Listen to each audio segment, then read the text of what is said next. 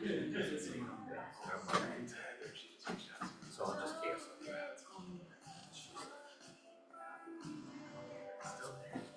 Wrong answer, buddy. You're not picking good sentences this morning. So this is a true story. So my mother, because my doctor once said most of everything is really easy. Take care of yourself, your mother's already told you. You don't need to take vitamins, you just need to eat fruits and vegetables. You can get a good diet. I'm 60 years old. My mother, my parents were 6 years old. I was about 10 years old, 12 years old. And my mother was like, you told me how to work this work, you started how to work washing machine. My wife was happy to take my she got on me about taking the trash out. And she takes the trash out. I got it, Mom, I'll get to it.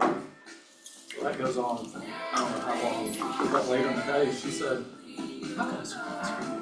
I said, really, what? You know, my 10-year-old eyes, what? She said, what's up in the room? What is it? You'll have to go through your room to look. There's a bag of trash in my bed. Oh, gross. She said, the next time I ask you to empty a bag of trash, it will be open in your bag. Were we clear? To this day, Yeah, right? 50 years later, my trash can gets about 2/3 high, and it's in the garbage can. My wife does not take trash, unless I'm traveling, she does not take trash. Oh, I don't touch the trash. I do everything else in my house, I do not touch the trash. That's my son's job. And even if he is not around to do it, my husband does it. I'm like, nope. I do dishes, I do the laundry, I dry some floors, and we all kind of walk the dogs together. And I'm like, that's my line in the sand. I had to power wash. My son, or my younger son, sounds a little bit like your son. And I know he's gonna be a great adult, but he's just. So I will tell him later that, it's your inaction. Send him an invoice. Our son couldn't lose enough fleeces. The entire month, the entire winter, it was my fleece is gone. Some of those are $65 fleeces. All because they were water. Good girl.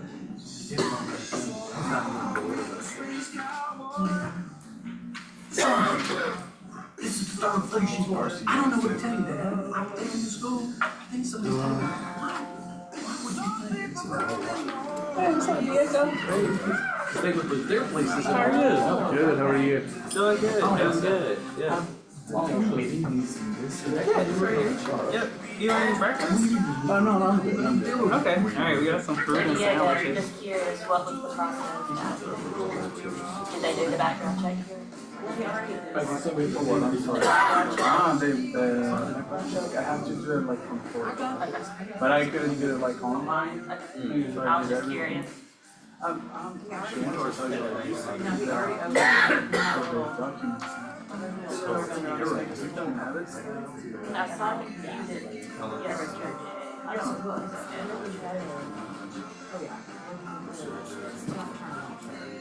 Yesterday, I emailed you. No, but the I had them pay to be in mine,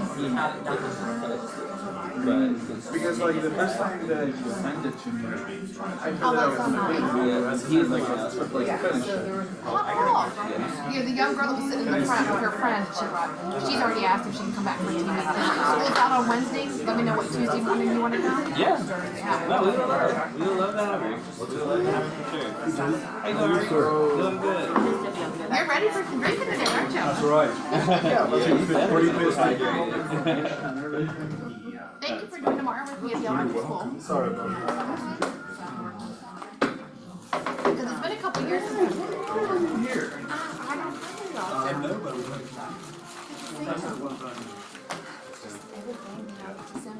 December, it's December. What, So much. No, we had travel across the so that's our first one of that. Good morning. I'm gonna do the music for you. It's okay, alright, I'll do it. I can't imagine before. I've done it too. To me, that is the most I crucial. love it. It's like, yeah, it's like now I'm trying to get back. Happy birthday, Jane! Thank you, thank you. Practice and tournaments, and I'm like, wow, Jane's gonna be like that. It's It's all good stuff. Virginia. He's visiting my sister. How's the drive for you this Her morning? birthday. Yeah. I'm sorry. How was the drive for you this morning? Was cool. Was cool. 30 minutes, something like that. Okay. So it's fine. Okay. What about you? Like, what happened like in this week? So far this week, yesterday it was something I was working on. Today was, You just have to say hi to 6 people in the back. No, I'm so like, it's really good. So like Saturday, to have it for the this week. Alright, let's go Following and get up on started. things that were done, but we're really Someone give me some good news, besides it's my birthday. And who's buying it? And who's buying it? I used to have a button that someone gave me for birthday like a long time ago, and it says, it's my birthday, who's buying? I'm gonna do it, someone stole it, probably. But anyway, somebody else give me some good news. Good news. get to go on vacation at the end of the There you go. There you go. Alright, tell them about your vacation, tell them where you're going. I'm not sure all the places I'm going, because my wife booked it. But I know I'm getting on a cruise ship in Fort Lauderdale, and I know I'm going to Puerto Rico and the Dominican, Fantastic. and then a couple other places in Okay. First vacation in a while, right? Yeah. Anybody else? Good news. I understand rate that went into the very high sixes last week, is that true? They did, we got some pretty good inflation data that finally went our way for once. So we hope that that momentum will continue. Didn't the Hawks have some good news? You know what the good news is? Oh, they got the first draft, They get the round first- draft. Oh, yes, Exactly. forever. In person for Takes me a while to get the first ever. And that's, that is great news. Yes, ma'am, good news, yes, Kathy. We had our homebuyer seminar on Sunday, and I felt like it was a really big success, and Yeah. Reed helped us, and it was great. Tell us a little more about that, tell us what you did. We reached out to people like me, like in my sphere, especially those with kids with the young, the mid-20s, early 30s, and we presented. There were 4 of us, all in Angela's productivity class, and we each presented sections on the process of buying your home, how far to plan ahead, things like don't co-sign a loan, and don't, just things like that, and the value that we offer, and how to close, how to get in there and get home of your dreams. I helped my nephew and his wife buy a house 2 years ago. And the reason I had to help them was they called me and said, guess what? Papa said, what? And then Papa buying a house, I said, I just bought April a brand new car, and I went, Yeah. I said, why he said, I bought a new car, I was so excited. I said, Greg, that may affect your ability to buy a house. And it almost did. He was so proud of that.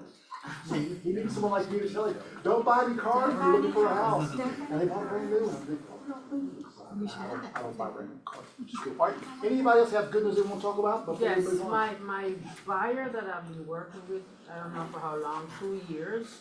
She's on a contract, new construction, West Atlanta, Wow. where there are tons of down payment money. So she's getting a brand new townhouse, and she's getting Invest Atlanta, Atlanta Housing Authority. Both of them have down payment assistance. Wow. We probably need to hear more about that. Yes, We yes. need to hear more about that, which is actually great. I want to hear more about that. So, anybody else want to share something before we move on? Mr. Warren Thomas, come on up. Oh, you were gonna be saying? All right. Good morning, guys. How are y'all?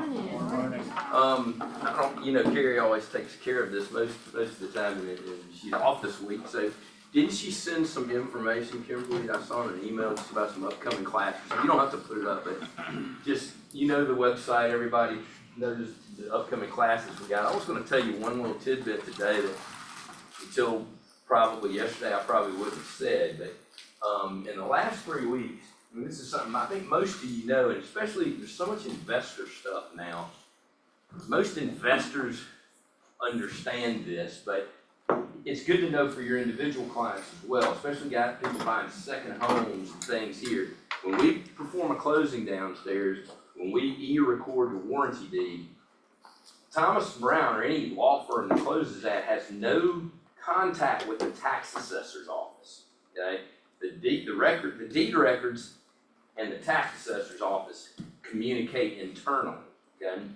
So having said that, here's a problem that's raised its head. And again, typically not with investors, but it could because they're a little more astute. But if your client is buying a house that they want the tax bill mailed to another address other than the property address for that piece of property they bought, it's the individual or investor or LLC's responsibility to coordinate that with the tax assessor's office. Otherwise, the tax assessor's office is gonna default to, and they're only statutorily obligated to, in Georgia, mail that tax bill to the address of the property, okay? And I've had some upset people who bought second homes or wherever, and they're upset at their agent, for not telling them, you need to call, I live in California, I haven't paid my taxes for a year and a half. Now, you would think you probably know that you gotta pay property taxes, but we got one person that the agent called me, and it wasn't an agent from this office, I'll say. But she was from another office, and she's a good agent. I mean, we've done a lot of closings with her that she saw these people a second home here. We did the closing in February of 2022. She hasn't paid taxes. She didn't pay taxes for 22 or 23, and she's got $2,700 in penalties. And this agent thinks that Thomas and Brown should pay that, okay? Which I politely told her we would not. But that we've had a couple of other instances not that egregious in the last few months, even with people that you think would know better than that. So just the concept to take from this is understand that unless you or your client gets with the tax assessor's office, and typically, I know you know this, no matter when you close in the year, if it's January 2nd or December 30th, okay? The tax assessor will not make a change on who the bill comes out to until the following year. It's the only thing that matters about property taxes is who owned the property January 1st, okay? Nothing else matters. Everything's determined by January 1, the value, who owns it, who the bill's gonna be mailed to. Now, Cobb County is very efficient. They're not legally obligated to do it, but if you buy a house in the first 6 months in Cobb County, they're gonna make the changes with the tax assessor's office, and you're most likely gonna get that bill when it comes out in October, or like August, due in October. They're not required to though. Statutorily, you're only required to mail the tax bill to who owned the property January 1, okay? So, sometimes people, another thing just to illustrate that point, is sometimes people call us, they bought a home in February, they're mad when they get the tax bill and it comes into the people's names, still in the seller's name that they bought the house from. And they say, I go on the website and I don't own this property. Well, that's not what they're doing. They're going on the tax assessor's website and see the parcel ID number for that tax parcel is still registered in the name of the seller, and it will be until January 1 of the following year. So those are just a couple little things that rear up that you know, practical problems, because this client, according to the agent, that I was referring to the example that, of course, this client wants the agent to pay this money for Thomas and Brown.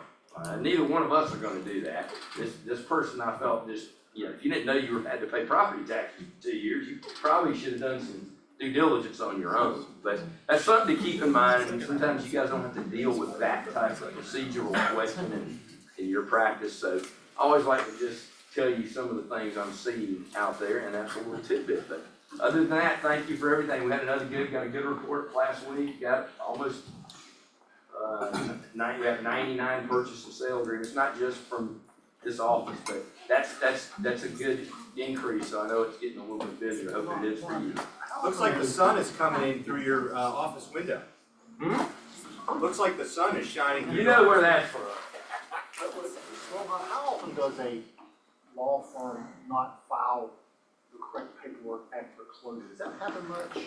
Doesn't happen to us much because that's a big problem. Cause I asked you, like, guys, why did you pick that attorney? They'll call me and say, Jim Whalen, the property attorney. I said, why did you pick them? So how often, if they pick the wrong law firm? I don't, I only know how we do business. I hear stories that, he said, I hear stories about different things. I've had, you call me and some other people ask me, they say, hey, this closed on X day, this is still, we've been 3 months, this hasn't been recorded, I haven't gotten this.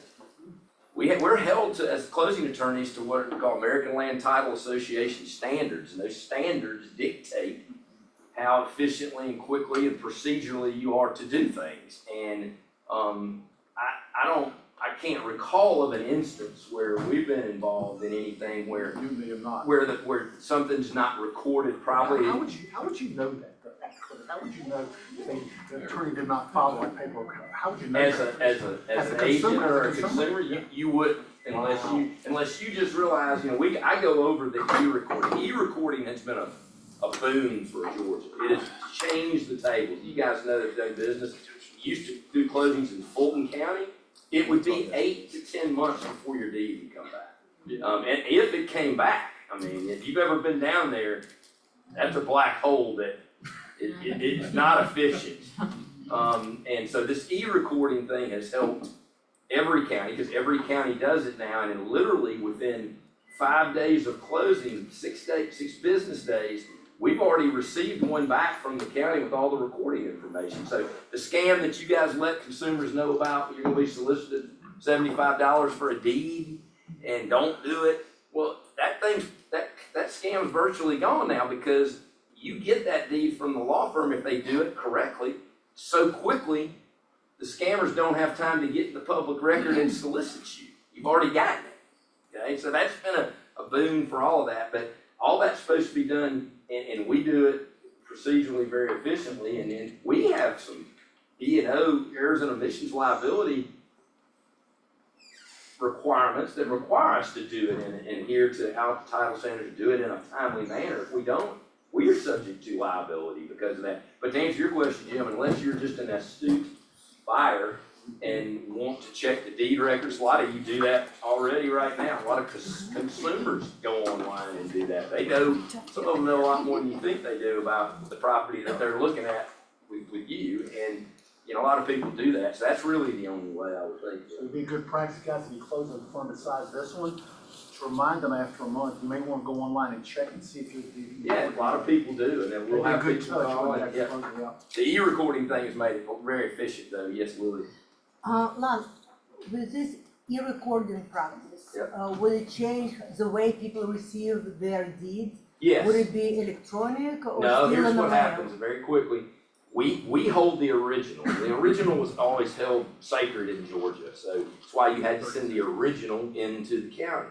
Well, with e-recording, that's no longer a requirement. We essentially, once we submit for e-recording, we're also signing an affidavit that we're holding the original, okay? That takes the place of me having to send it. So we hold that original in trust. We e-record it, again, very quickly. One comes back that has all the recording information on it. You've seen those, the book page number, all that. We take that one and attach it to the actual original and mail it to you. So you get the original, but that original doesn't have the recording information on it because of the e-recording. So that's the only difference. Whereas we used to have to wait till we got it back from the county, then we would forward it. And again, Cobb was very efficient even then, but it was still 6 weeks. 4 to 6 weeks was very efficient back when we had to do it that way. And most counties were efficient. Fulton County is different. But, that it? Don't we love Lon Thomas? Thank you guys. Great to see you. Come on up, the dream team. Lon, I expect a little more concise communication from you. You said government and being efficient. That's like redundant, right? Cut my words. Hey, I'm Reed Clark with Silverton Mortgage. I'm Danielle Delaney with Silverton Mortgage. Yeah. And Daniel, say about our CE class. Yeah, we've got a CE class on Thursday from 10 to 1. It's about, what is it about? She's teaching. No. I'm teaching, yeah. Renovation and construction lending. That's right. Yeah. So, Thursday. We're providing Right. lunch, so we hope you guys can join us. So guys, let me tell you, this is something, I hope you'll be here. This is a really good class. We've had 45 people in here, the room was packed. There's a lot of give and take, a lot of scenarios. I'm gonna be teaching part of it, Rick Scott will be teaching the other part of it. He's the director of construction lending for Silverton. This is all he's ever done for 35 years in banking and in the mortgage business. So you've got somebody here who can, any scenario that we dealt with. This is one thing I love about this construction lending program or renovation program, as opposed to others in the past before we had our own department, is Rick is savvy enough we can figure out a situation, because there's gonna be oddball situations where your client wants to do this and this happened. And to hear Rick say, okay, let's think about that. That means we're gonna get it figured out in a way to do it. So I would really encourage you guys to be here and be a part of that. And Danielle and I both can help your clients with those loans.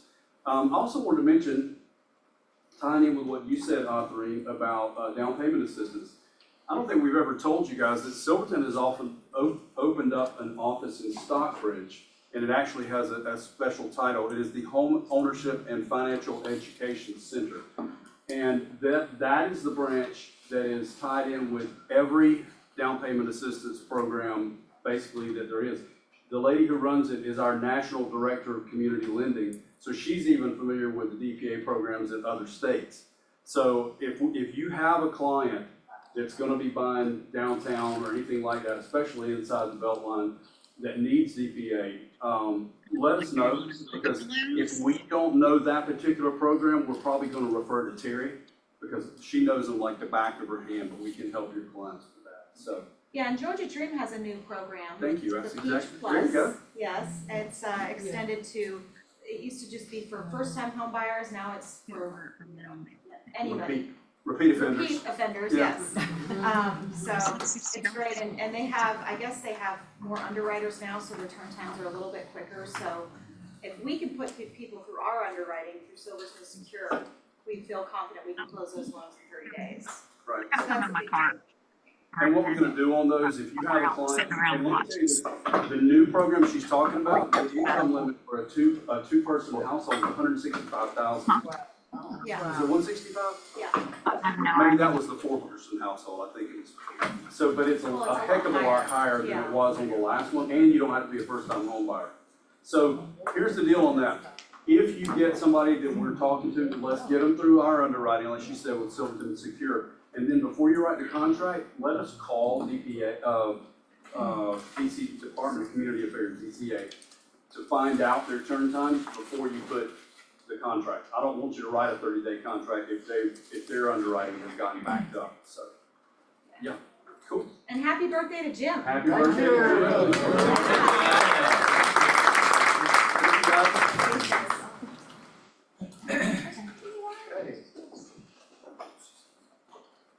This is Karen that's coming up, and Heather is here. Tell us about Heather. Hi, Heather Abernathy. So this is a different one for me. I don't really do off-market caravans. What happened is I have a listing on the corner, just down from this property, and they reached out to me and said, we're in a situation where we just have got to get a basement, we got to get out of here. And they bought it last fall. So they're gonna lose, like, I think on the low end 35,000, it could be more. So I'm having agents come by today from 1:30 to 1:30. I have a list of questions and kind of just to give them advice. I have my thoughts on it, but I'm not the end all be all. I'd like them to hear from more people. So we've got at least 10 coming so far, but we'd love to have more. So it's today. Don't be confused if you come down the street and you see our sign on the left, that's not the house. There's no sign. So it's in the cul-de-sac and the address is up there. It's 717 Princeton will run. And they're thinking around $689 per price, but again, I'd love to hear from you guys. So yeah, Princeton. Oh, Princeton. 717 Princeton will run. Years ago, they used to have these all the time. Come by, let me price this house. Yeah. And they would have a little cocktail party, come by. Yeah, yeah, I do have alcohol. Exactly You right. need some at lunchtime. I used to do this all the time. They like, come up, Prosecco. come do it. Prosecco. So, And we have chicken salad catering, so we do have food. So please cook. You know what? My Y4C2 cheese. It's my birthday. Don't pick the one that I like the best today. I like teamwork. Together, everyone achieves more. Why is that again important? What do you think? Jim, why do you like teamwork? Let me interview you. Yeah, I like that. Well, because, I mean, once in a while, the South Ridge will call me and go, Jim, your office is just killing, and Jim, I said, no, number one, it's not my office, it's our office. And where we've gotten today would have never happened without the team. It would have never happened. Because, guys, when you look around, I mean, Sherry is the best of the best. Who loves to get phone calls from Sherry? Nobody does, no, including me, I don't want to get phone calls from Sherry. Anyway, guys, and then Melissa, hands down, best closing coordinator we have in the whole company. And this one over here, she thinks, I'm gonna go, did you remember doing this? She goes, yeah, I did. So she does it exactly right. I mean, Noel, Billy at the front desk, he not like amazing. Billy. I'm thankful for our team more than you'll ever know. So anyway, that's why I love teamwork. And guys, I'm gonna remind you, I used to tell people this when I was president of the board, the person on the other side of the company that's working with you, they are not your competitor. They are not your enemy. They are your co-worker. If you treat them that way, even though they may not be treating you that way, it'll make the project go a whole lot better. So guys, just remember, teamwork is the main thing. GPS and 411 class, she's doing this, guys. If you put in your GPS that you want to go to Washington D.C., but you're actually intending to go to California, will you get to California? No, because you didn't put the wrong thing in your GPS. If you don't have a GPS for this year, for what your business is, you will not be heading in the right direction. Want anything to that, Arthur Marine? And actually, most people don't use a GPS, so if you just figure you're gonna get up and go to Washington and start driving, which is what some agents do, they have no direction in their business, and so this just, my goal is to add some clarity. Ask Eric, I've sat with Eric one-on-one privately, and I think now he's using a GPS in 411. Yeah. Because, and the reason why, and you can talk for yourself, right? But the reason why he didn't use it was because it wasn't clear. So my goal is just to break it down. That's why I only spend 30 minutes on a Friday to just break it down in the simplest of language that I can use. And so people will implement it. Speaking of Eric, do you want to share with us your latest listing? And how you got it? You want to share it or not yet? Well, sure. So actually, it's a good time. So I have a coming soon. Oh, sorry. Come stand by my party. Okay.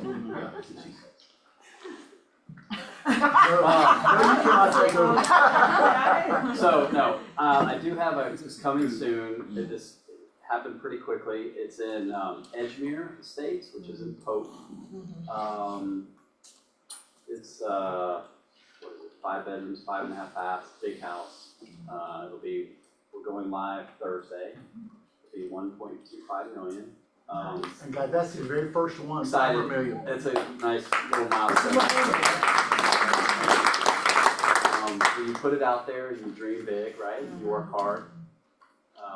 It's exciting. We're proud of you because you worked on this for a while, didn't you? A little bit. Through a process, exactly right. Yeah. Right. I'll just say through some networking and kind of business networking, I'll say like that, local business networking. And so yeah, it's exciting when you doing those activities to be out in the community and do those things, good things will happen. And you just keep at it, right? So anyway, we're proud of you. we're getting photos done and I'll put some social media out there too. So okay, well, congratulations. New York Live, the guys, this is something that none of us want to talk about. We don't want to think about it, but you need to be thinking about life insurance and about other benefits. So a whole lot, because guys, you do not want to leave your family a mess. So guys, this is coming up.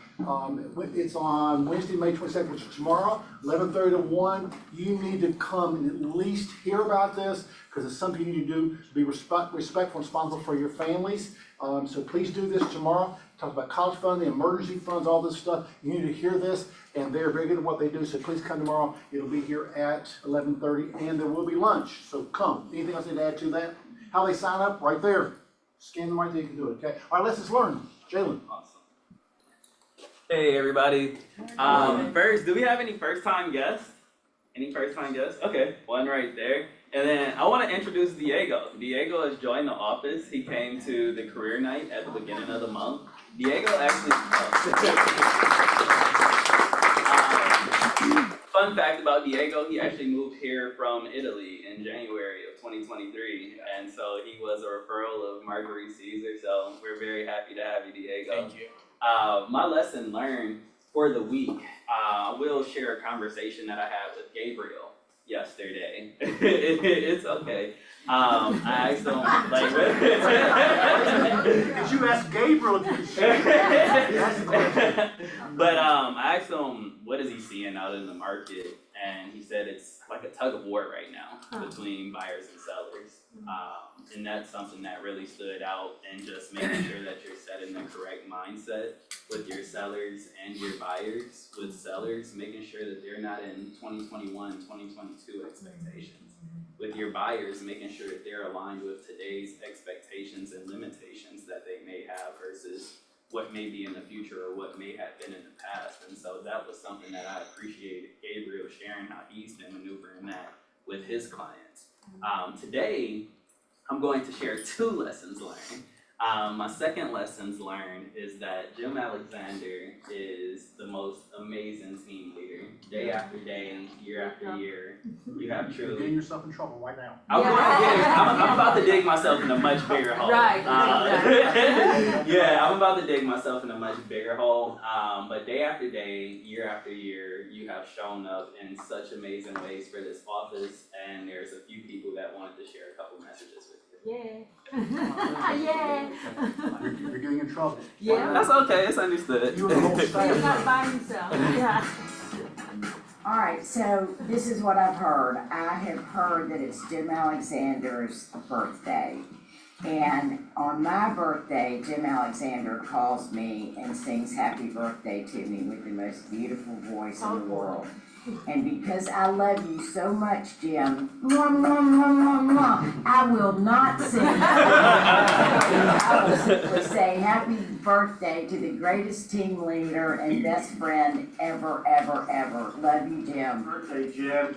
I can't believe it, all the way from being a teacher at an elementary school to leading the biggest and best here with Keller Williams. Happy birthday, we owe so much to you. Thank you. Hi, Jim. I just wanted to say happy birthday to you. Happy birthday to you. Happy birthday. Happy birthday, Jim. Jim, wishing you a super happy birthday. My first cocktail this afternoon will be in your honor. Hello, birthday boy. It is your real estate daughter, and I wanted to tell my real estate dad, happy birthday. I don't know what I would do without you. And how does it feel to be needed and loved by so many people? That must feel awesome most of the time and a lot some of the time.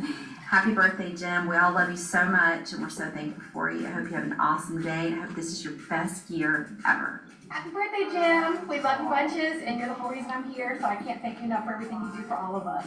We all love you. Happy birthday, Jim Alexander. You're the best broker I know, and it's been a pleasure to work with you for the last 15 years. I hope you have a great one. We'll go to the Braves game soon. Happy birthday, Jim. I love you so much. I appreciate all that you do for me, for our office, and for our community. So happy birthday. I hope this is the best one yet. Happy birthday, Jim, our fearless leader. We're glad to have you. Hope you have the best birthday ever and looking forward to celebrating you all year long. Hey, Jim. Just wanted to tell you how much I appreciate being in business with you, and I appreciate you for the example that you set in leadership. Hope that you have a very happy birthday. Happy birthday, Jim. Thank you for being such a wonderful team leader. You've always had a great listening ear. We really appreciate you. Have a fabulous birthday. Jim! You have the best day ever. Thank you for everything you are to all of us and for being the best broker anywhere. Wishing you the best birthday possible. Happy birthday! Hello, Jim. I wish you a very happy birthday. Hope you have a great one. Stay healthy. Happy birthday, Jen. Wishing you the best. And it's wonderful to have you as my Hey, team. Jim, I hope you have a nice glass of bourbon to go with it. Happy birthday, Jim. Happy birthday, Jim. We hope you have a great rest of your year. Happy birthday, Jim. We love you. Happy birthday, Jim. Happy birthday, Jim. We love you. Have a great day. Happy birthday, Jim. Yeah.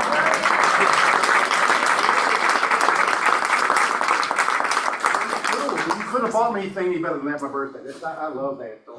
And my nephew called and sang me happy birthday this morning with the family, and I said, I'm glad you still have your day job. Because it's wonderful to have a great birthday like this and celebrate all you guys. You know, I love coming to work. And that's why I keep coming, because I don't have to come to work.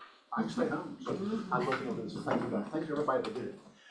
So guys, I'm just getting ready to read. Let's see if I can find it. One of the agents posted on Facebook, I won't say who it is, I asked if I could do this. So a lot of my conversations have been about the market and time. We have been so preconditioned to sell stuff to sell in a matter of hours, or most a weekend that's now seeing days in the market could take 21 days. Yep. Now I question that, is that true? Yes. Days in the market not 21, is that true? Some school districts. It depends. That's what it is. Depends on where. And so guys, so we're always looking for creative ways that we can make these houses that are sitting. Who has a house that's sitting right? Anybody? Like tell me why, Cindy, why do you think yours is sitting? Tricky backyard. And they won't accommodate the price to overcome the objection. Okay. And why is yours sitting? Mine, well, we've had 2 circling fires, so that just means it's price.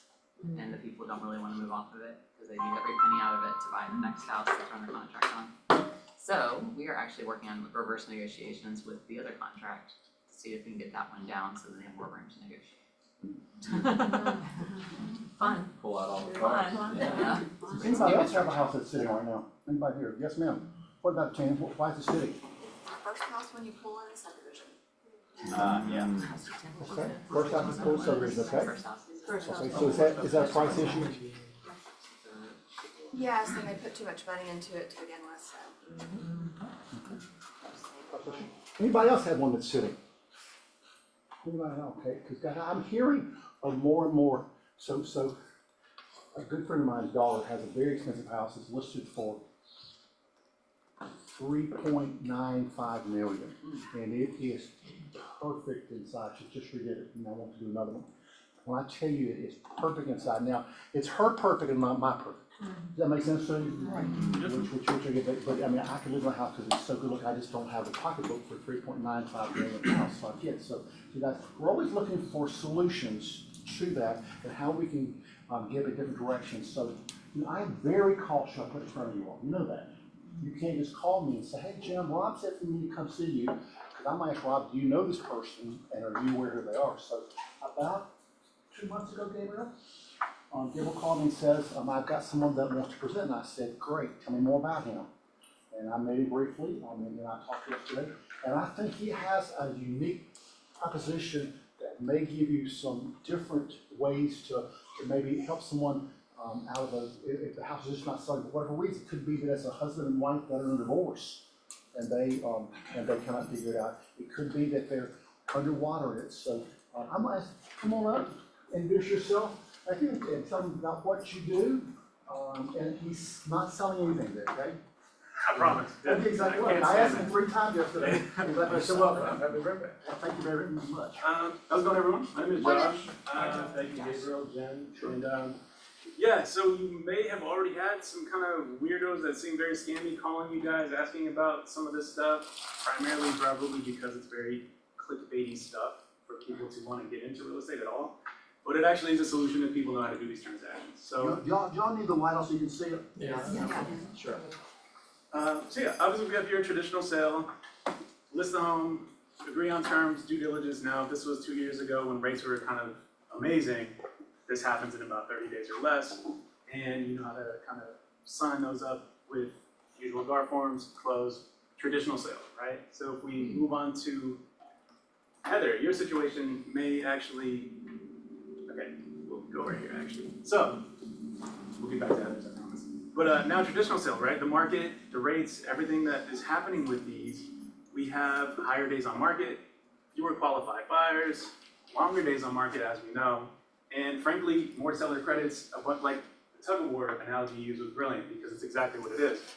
And delusional sellers, frankly, because they still think their home may be worth what they think from like kind of new stuff they see on the market. You know exactly what I'm talking about, right? So yeah, the solutions that they can be niche, but it really, really depends on the situation, right? Like, in any time with these offers, I really prefer to reverse engineer every single thing from the story. The first thing, I may have had a phone call with some of you guys, and my first thing is like, okay, well, what's the story? Like, what's going on? How can we reverse engineer offer points that make sense for everybody to go ahead and win? And then we can go to the seller finance one. Thank you. So, seller finance, these is particular when the seller owns the home outright. Completely outright. Off top, they're saving 6% with this type of offer because in these offers, I will go and pay the listing agent commission, full 3%, and be represented as a customer. So they're not responsible for the buyer agent side. So immediately, they're really, really anticipated to kind of at least take a look at this because whatever the sales price is actually what they're netting. But this is a situation where it's kind of more specific because they're not getting all the money at closing. What you're doing is literally structuring a mortgage with the seller. They become the bank. Are you guys familiar with this at all, or done one of these transactions? Awesome. What do you think? Well, we did it with my mother-in-law's beach house. She got needed money, and so she financed it for 2 years, and then they paid her off. So it was a win-win. She made a lot more money. Absolutely. So Jim brings up a good point. So the main benefit, well, sellers are doing this for a few reasons. They save a ton on capital gains tax, first off. And besides saving that 6%, there's no appraisal contingencies. It closed in about 14 days or less. One of the recent ones that disclosed was about 11 days. That was because the title came back really quickly. So, and the balloon payment, right? So most times you will structure something and it'll be amortized over 360 months like a traditional mortgage. But you can add whatever you want to these terms to make it work for everybody. And that's why every deal like this, you want to make sure you get the story. Because it's like, okay, well, I have all this stuff I need to pay off. I just renovated a newer house. Okay, so I need this much down. Great. What would you like per month? And really just kind of work these details out every single time.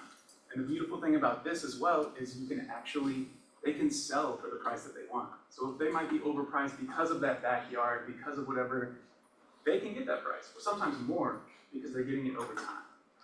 So there doesn't need to be a price drop. I've called on places like this, and I'll use an example, Walton School District actually, Sewell Mill and Old Canton. Great area, wasn't selling because it's on the main road, despite the $1 million homes across the street. And I was listed for $499, I believe. He closed that one for $525 on seller finance. Agent got her full $14,000 commission. Sellers were wildly happy because they're gonna make about $50,000 to $60,000 more. And save on the capital gains tax. And they were already landlords that were simply moving to Florida to be closer to their kids in the Great Lakes. So everybody won on that situation. It was the agent's first seller finance deal, and she was great, super open-minded, and frankly was really, really wanting to serve her sellers, and that was very helpful. Because I'll call people and be like, you know what? No, I don't like it. Sounds like a snag. Okay, well. But yeah, so we can go on to the next one, which is subject to the existing mortgage. This one's interesting, more risky. I personally don't love it, but it does serve certain sellers. And this is where I was talking about hesitancy. This is the type of transaction that helps people if they don't have equity, if they just purchased, like recently, I believe you said last year, 2022 or something. So it's a transaction where the mortgage stays in the seller's name, and that's where the risk comes in. But Keller Williams, actually, I did one in Vegas, and they already had addendums and like disclosures about this type of transaction because, frankly, Keller Williams is my favorite brokerage to work with. And yeah, but I only do these on market, so they're above board, always on state-approved forms. And yeah, these can really serve the niche where your seller may have to spend money at closing, which is that $35,000 or whatever. Hey. They can get that. You skirting around? I was didn't know where you're going. Before we move on though, lenders in the room, tell me your all's thoughts. Tell me, what do you think? I have one on the last element that you just brought out, the wraparound mortgage.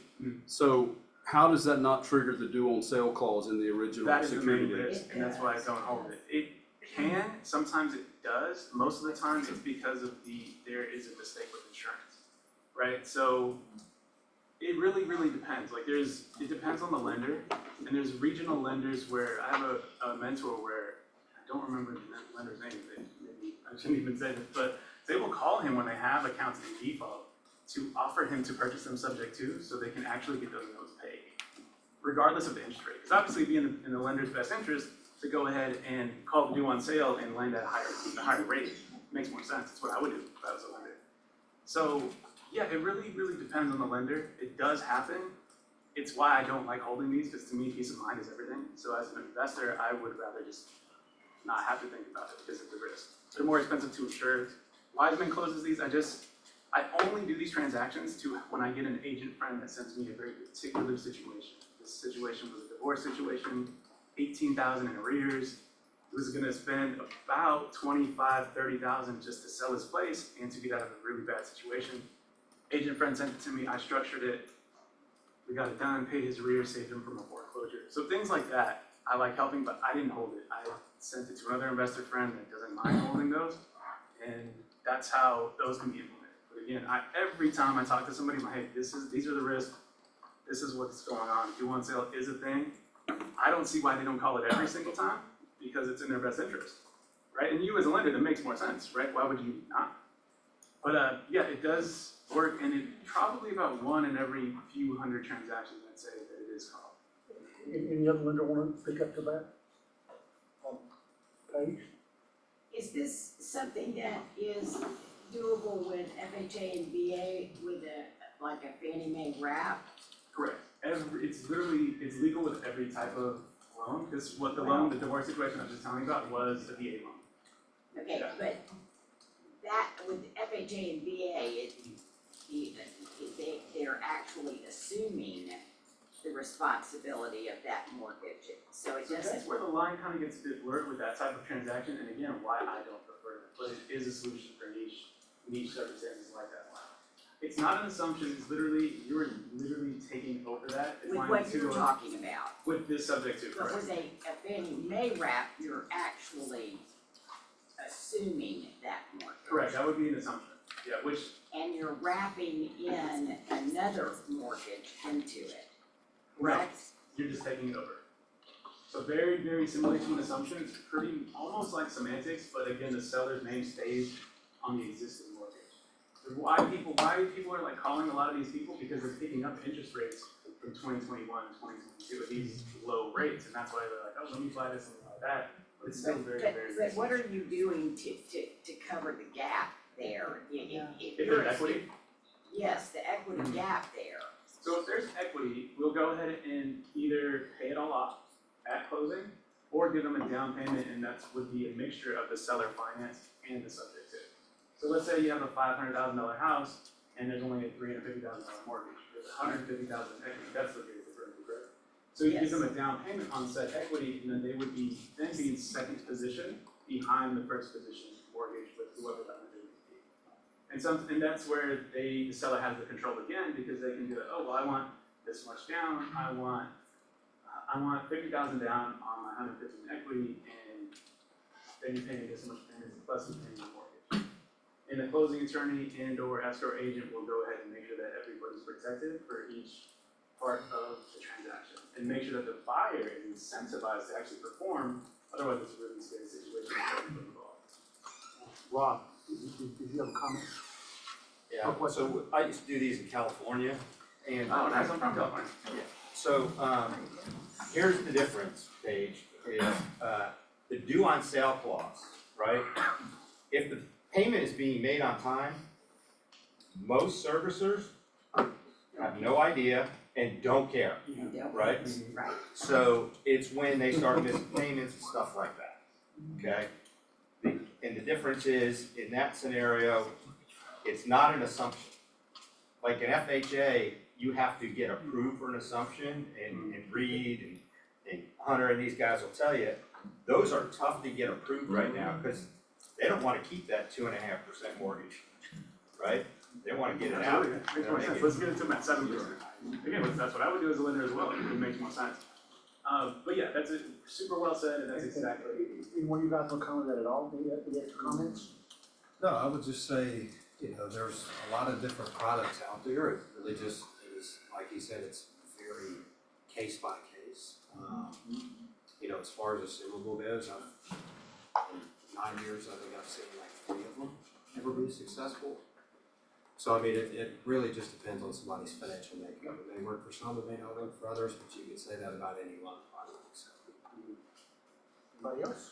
I think my only concern on it is, I mean, you're violating the terms of the security deed. And so whether or not the bank finds out about it, I think that the seller, in this case, the homeowner, is putting themselves in a bit of risk. It just, I agree with you, 99 times out of 100, it would go like clockwork, but I mean, there is. Yeah, I personally, it's not my preferred Yeah, method. I prefer yeah. seller finance, it's much cleaner. And I appreciate you saying that too, because it is, I mean, it's no different than not making your mortgage payment, which is also a violation of the security deed, or building a campfire in the middle of your living room, which is a violation of your security deed. It's just that the bank won't know, like somebody said, as long as the payment's being made and the insurance is kept up, insurance could be a trigger. Correct, yeah, Yep. and oftentimes it is. Right. And most people will put it into a land trust and things like that to make sure that they don't trigger any of those red flags via insurance and things like that and call it estate planning. But to me, if you're doing that many loopholes, is it really I hear you. worth it? So again, like it's always beneficial to be bankable. You want to have these relationships with your lenders, which is why I prefer seller finance. Because you're avoiding the lender at first, I suppose, but you still, the back end in the life cycle of the seller finance transaction is to ultimately refi, right? So you're gonna end up getting that, you're gonna lower your cost of acquisition, increase your cash flow and your cash on cash return, and then you're gonna go and refi and talk to your lender, hey, what's going on? I wanna refi, my loan to value is this, and then that's when you go and pay off your seller, which is presumably what your mother-in-law said, correct? When she sold her beach house, that's what they did. They had a 2-year balloon. So they structured 360-month amortization, but a 2-year balloon. I don't wanna wait 30 years to get my money. I'll happy to get it in 24 months. So they go ahead and do that balloon payment, and then they get the property. She's making a lot of money at that presumable price point, probably about $80,000 more maybe. So that's why I prefer seller finance. It's just much more clean, much safer, and less kind of risk. But there is those very unique situations where subject to works helps out the seller and really serves everybody that's part of the transaction, frankly, because when they have no equity or something, okay, I want to help out a family friend, but I don't know how I'm going to get paid. They're going to have to pay at closing. What happens? So in that situation, we say, John, the seller, $25,000, and the agent got paid. Everybody was happy, and then the person that my investor friend who took it, because I was like, I don't want this. I don't like holding these. He also got a great property. Now there's a great family in there without a flowery branch. So there's really unique situations. It's kind of the same way you guys serve your sellers and buyers based on the situation. It's really the same thing. It's just an extra little tool belt to kind of, third thing in your tool belt rather, to kind of utilize for everybody. But everyone I speak to about these things, I lean them into seller finance simply because it's subject to, I believe there will end up being regulation on it just because people are doing the transactions improperly. What would you say? So you're saying, but you're, a good point though, if you do have to have like in this case, a seller that doesn't have a mortgage, definitely, I mean, you're gonna get the higher price, which the market might not bear right now. Correct. Right? And then, or if they have a very small mortgage and the seller happens to have enough money to pay off that mortgage, I mean, that's definitely something to ask about. Yeah, absolutely. So that tool mill deal, for example, the 525 price point when we sold 25,000 above, the loan to value on it now, it would already appraise on the refi, and the balloon is in 60 months. So that's a perfect example of that, and the seller's gonna walk away with $60,000 more at that price point. They're in Florida with their kids, grandkids, wildly happy, but that was very specific to the point where they were already collecting money as a landlord and kind of conditioned themselves to collect money monthly. They loved the idea of still collecting money monthly, getting that lump sum up front, and then not being liable for the property. Like, okay, great, I'm collecting more money. All I'll tell you is make sure if you do want to do it in the light. What does that mean? That's right. What do you do it in the light? Make sure all parties know. Everybody knows, everybody knows. We don't lie to our lender, unless you like orange. Right. Yeah, disclosure is Guys, it's like, don't tell mama this. I'm like, yeah, I'm gonna tell my mama, but you don't have to tell me. Make sure that it's done in the light. So now, when we talked yesterday afternoon, And remember, I was a middle school math teacher, I was never in high school math teacher, I wasn't that smart at math. Anyway, and I asked him, I said, well, so tell me about the program, and he explained to me a couple of times, and I didn't understand it at first, but now I'm sort of getting it. Do you have more, can I ask questions now? Absolutely, yeah, I want to answer any and every question. So what questions come to mind right now after listening to this? Anything that comes to mind is that I want to give you more tools these days to use, and this is just one more tool that you have. So anybody have a question about this? William? I'm not really clear, you saying that on owner finance, seller can save on a capital gain. Correct. How does it happen? I'm not really clear about it. So they will, it depends on how much they want to draw up the board, right? So they will only pay money, at least for that year, on whatever the down payment is and the monthly payments that have been accumulated for that tax year. Now, so I've had people in Q4 get very, very interesting requests because people are trying to mitigate their tax liability, and they'll be like, hey, like, can you give me less of a down payment because I actually don't even want to pay taxes on that because everybody's kind of scrambling to save money. So yeah, to answer your question, they'll pay money on the down payment. So it's essentially deferring the capital gains depending on how long they want to draw out that balloon payment. So if they're like, let's 525, I want 50,000 down, then you can pay me off in 10 years. Come 10 years, depending on whatever the amortization table is, whether it's principal only, interest, whatever that balance is, then they will pay taxes on that 10 years later when they receive that full lump sum payment.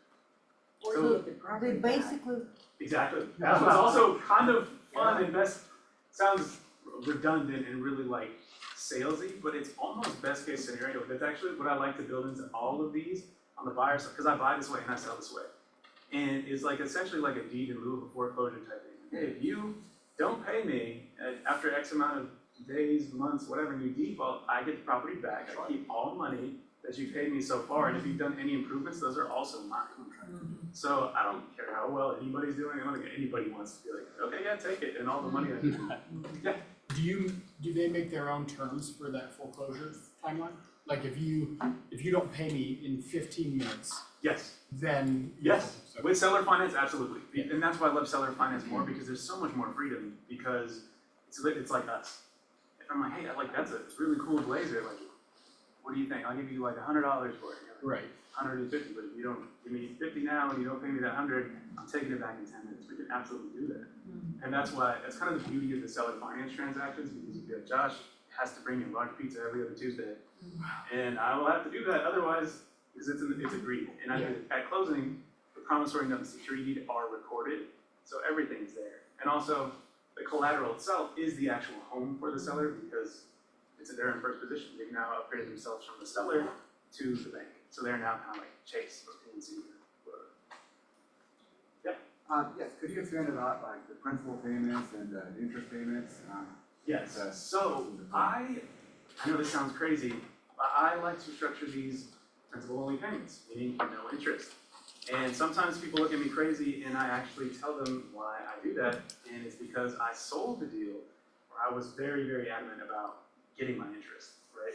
It's a condo deal in California, and it's like, no, I need my interest. Money needs to work for me, X, Y, Z.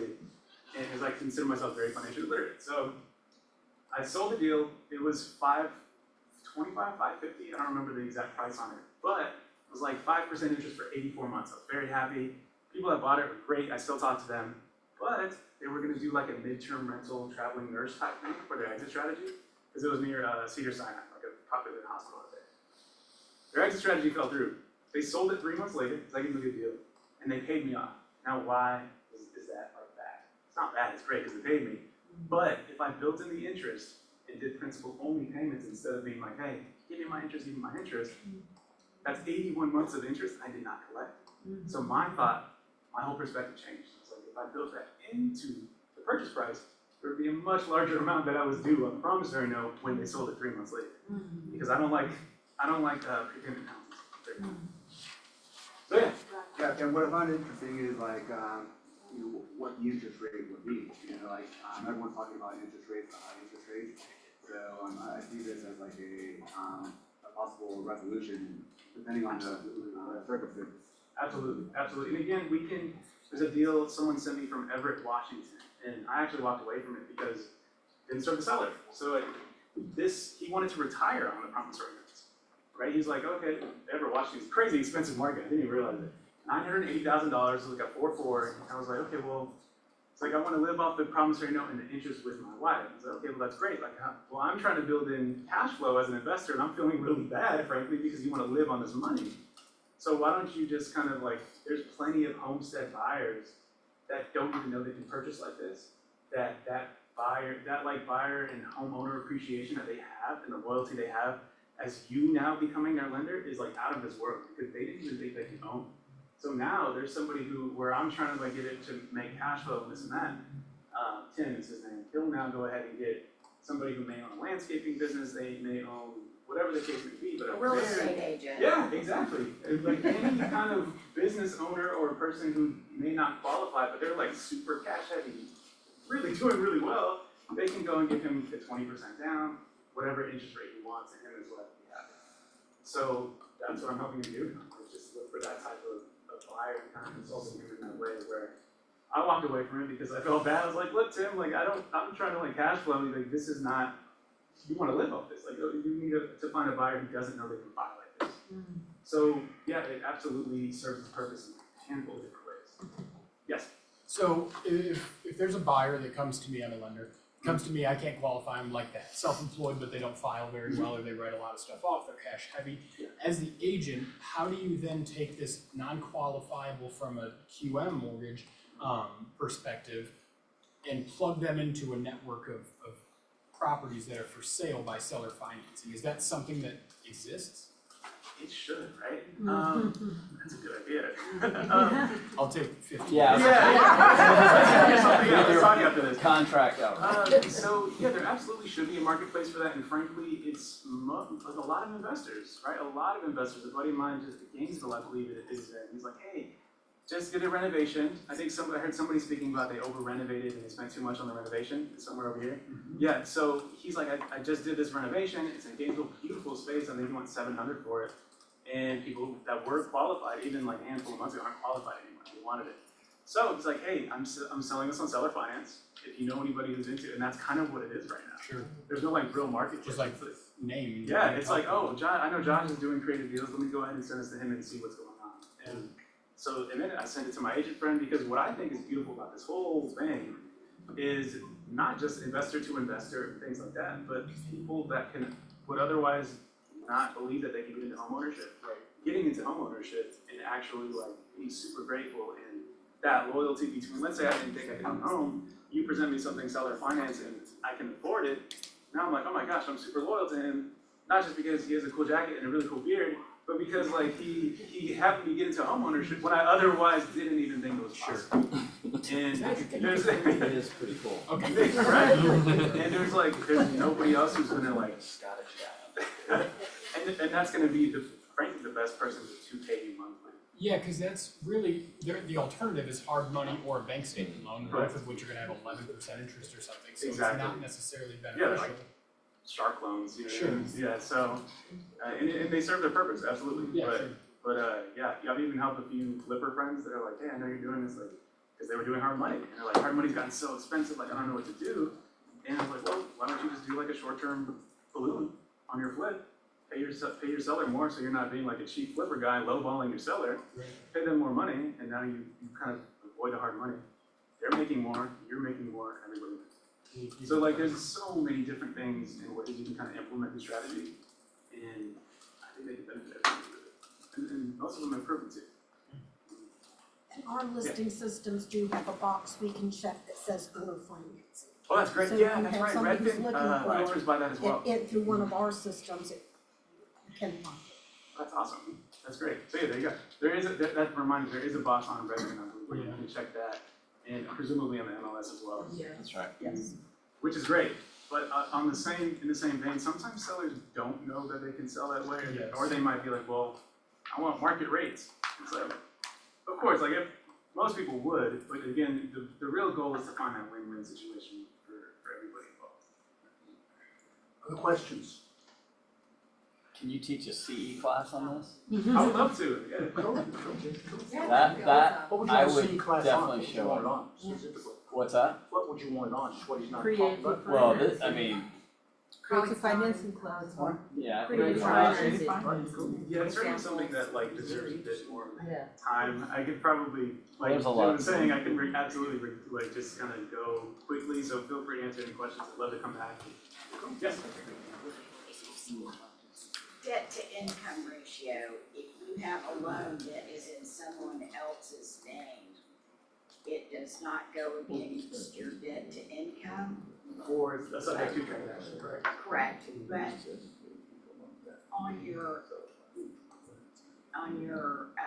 financial statement, it goes as an asset, but it's not truly a liability because you're not liable for the mortgage. Exactly. So what happens oftentimes, and maybe you can co-sign this for me as well, is right, because an investor will come to you and be like, hey, I'm getting another investment property, and you'll kind of check them out. And their DTI, what you need to see is the fact that they're not paying for it. So sometimes people will structure a lease option agreement, sometimes they'll put a lease agreement, so that, or they'll just kind of season it for a little bit and let the tenant and or new buyer go ahead and pay that payment for a little bit so they can, sometimes through a servicer as well, so they can show the lender and be like, hey, I'm not paying this. You see, I have a tenant in here or a buyer in here who's actually paying this.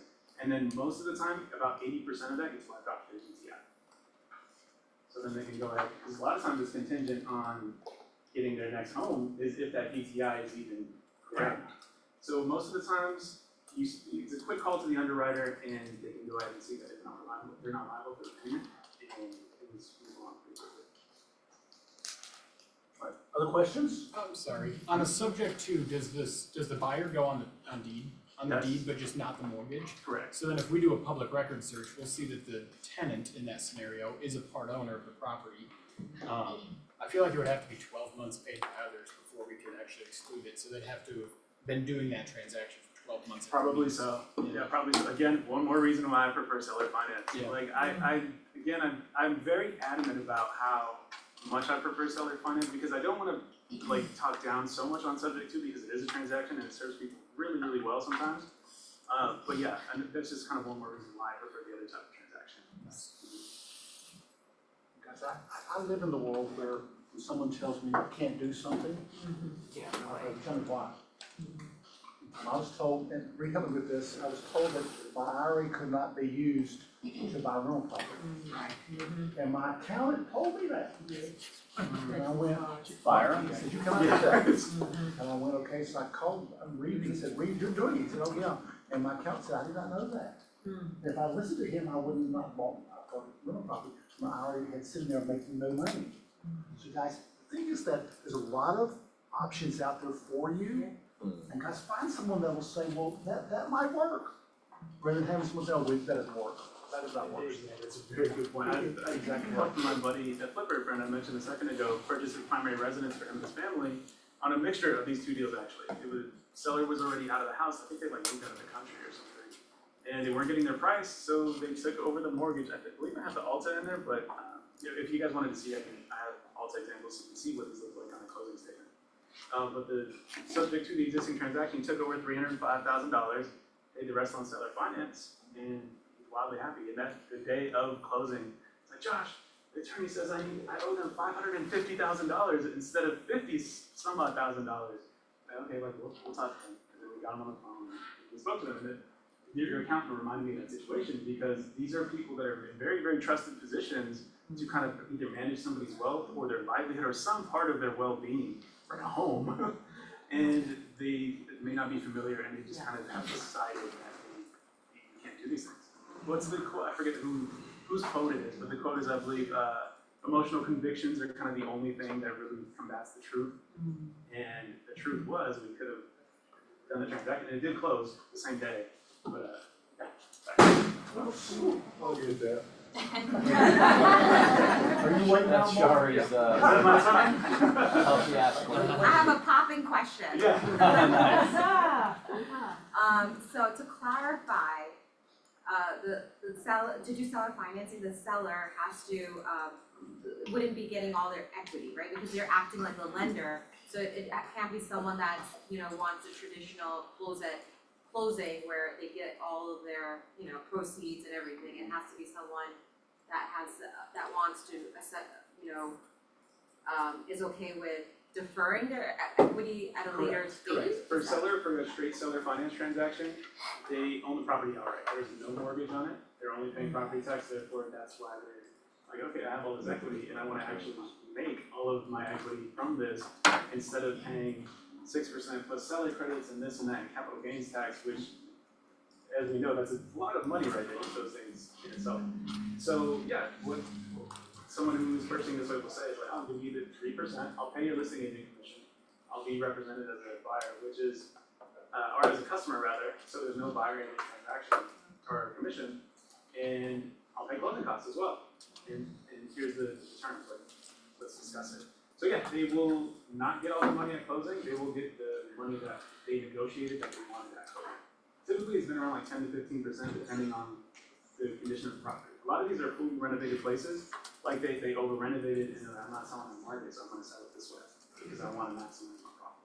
So it's ideal for that kind of seller, and what other sellers is it ideal? How I like to bundle up is it's ideal for sellers who have all the equity or sellers who have none of the equity and they're gonna sell at closing. Are they gonna pay at closing to sell the house? Which is, everybody wants to avoid that if they can. And that's where that other subject to the mortgage transaction comes in, because it's citizens' money, it gets listed and you pay, and it makes sure that sometimes it's taken in that situation. So Josh, as long as they don't need the equity. Correct. I That's had a deal, somebody sent me a deal and they were like, hey, like this person's interested in seller finance. And I was like, okay, like let's talk to him and see what he needs. Because again, that's how I reverse engineer these offers. It's just easier that way. Instead of like, oh, no, that doesn't work for me. Well, it's not my house, so. I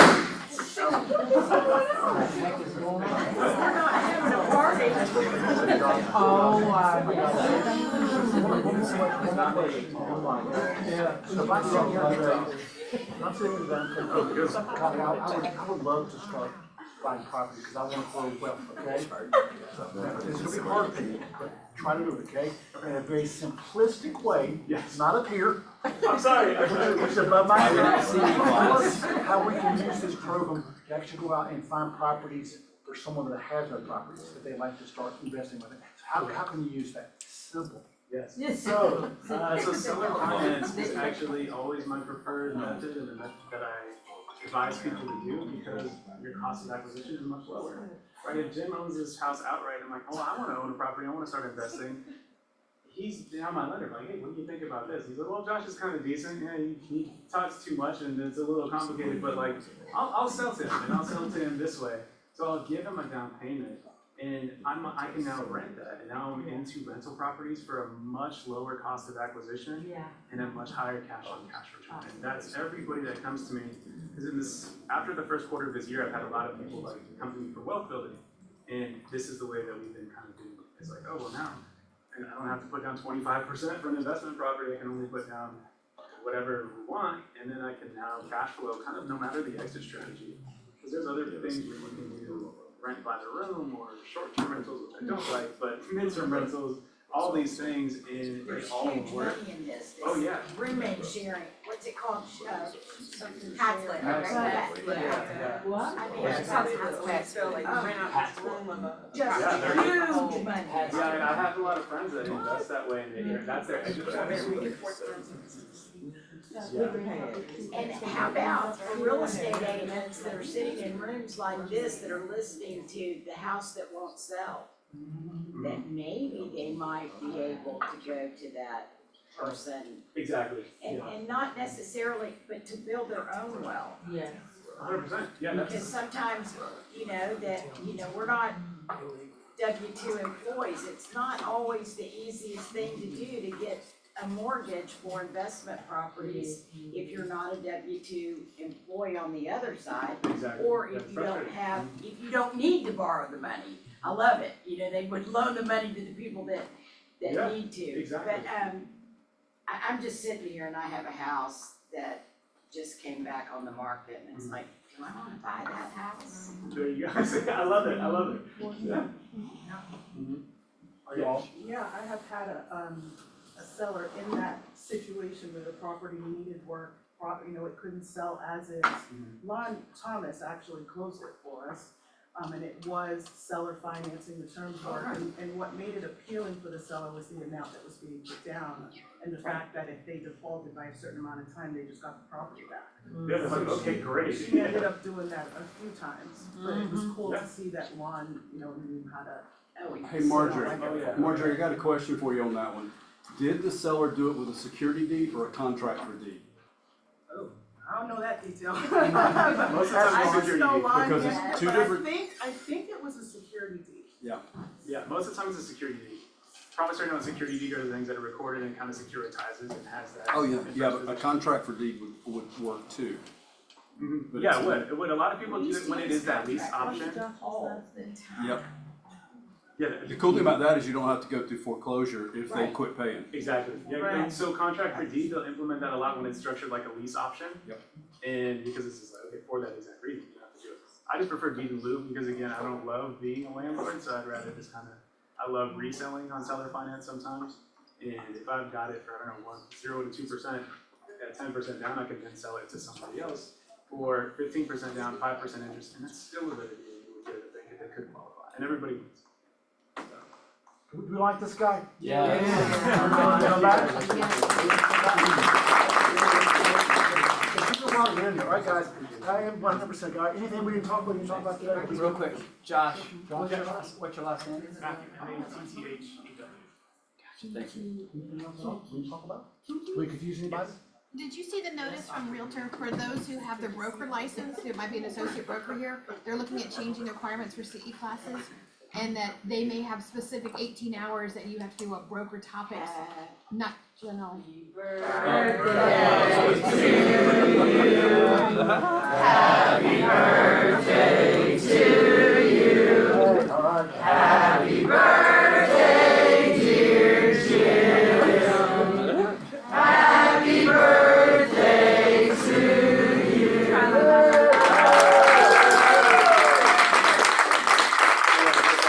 I told him not to do this, and they said, oops, too late. That's what I told him. One, I won.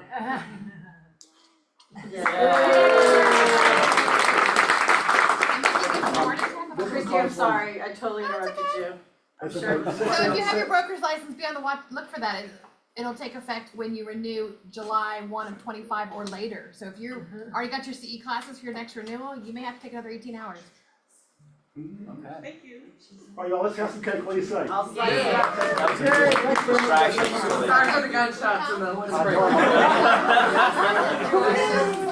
You were about to run to home, guys.